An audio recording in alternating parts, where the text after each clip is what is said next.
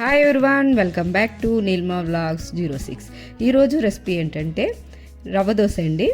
ఇదైతే వేడివేడిగా అప్పటికప్పుడు అలా వేసుకుంటూ తింటుంటే చాలా టేస్ట్గా ఉంటుందండి. చాలా సింపుల్గా చేసుకోవచ్చు.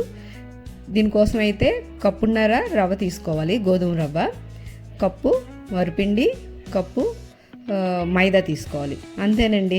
దీనికి చిన్న ట్రిక్లు వాడితే చాలా బాగా వస్తాయండి.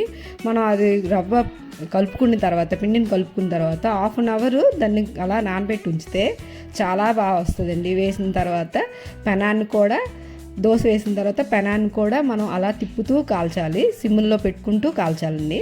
చాలా టేస్ట్గా వస్తుంది, చాలా బాగా వస్తుందండి.